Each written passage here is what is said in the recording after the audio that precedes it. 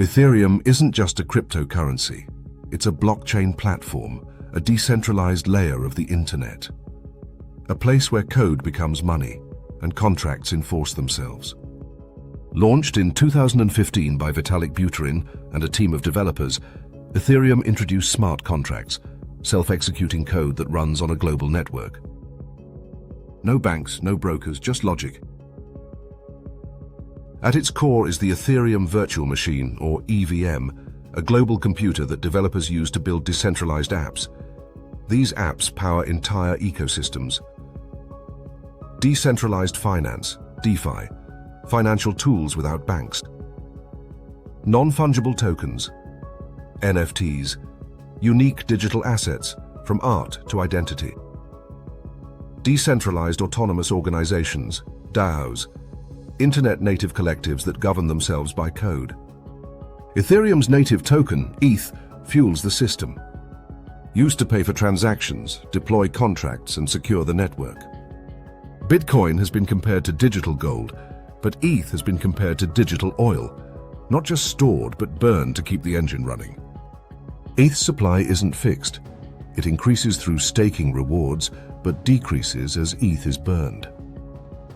Each transaction consumes ETH, removing it from circulation. Depending on network activity, Ethereum can become deflationary, shrinking supply over time. The Ethereum blockchain originally launched with a proof-of-work consensus arrangement like Bitcoin, anchoring its security in physical energy.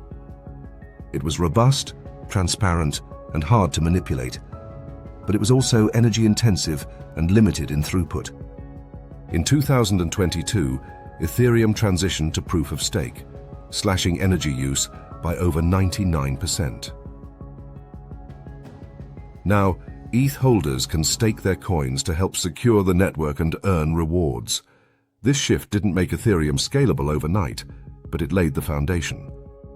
Proof-of-stake enables future upgrades like sharding and supports Layer 2 networks that process transactions off-chain.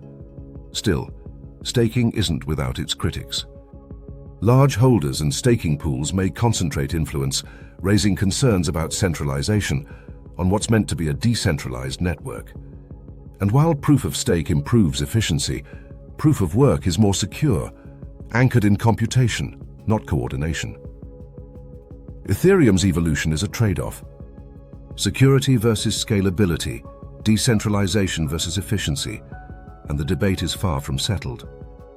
Ethereum's development is stewarded by the Ethereum Foundation, a non-profit supporting upgrades, research, and ecosystem growth. Vitalik Buterin, its co-founder, remains a key voice in shaping Ethereum's future. Ethereum is scaling through Layer 2s, networks built on top of Ethereum to reduce congestion and lower fees. They process transactions off-chain, then settle back to the main chain. But this scaling model reveals Ethereum's limits. The base layer is slow and expensive, often spiking above $20 per transaction. And while Layer 2s like Arbitrum and Optimism show promise, critics question their decentralization, security, effectiveness, and long-term viability. Ethereum is more than a coin, it's a blockchain, a platform, a programmable economy, still evolving, still contested. Still central to the future of Web3, but it's not without limits. Ethereum still wrestles with the blockchain trilemma: security, scalability, and decentralization, rarely achieved all at once. Other chains claim faster, cheaper transactions. Solana boasts speed. Avalanche scales with subnets. Cardano leans into formal rigor. And newer architectures like DAG-based networks such as Kaspa reimagine consensus entirely, claiming to solve the trilemma. Whether these competitors can scale without compromise is the question. Ethereum holds the lead, but the race is accelerating. Orbital Strategy, clarity in complexity. Subscribe now.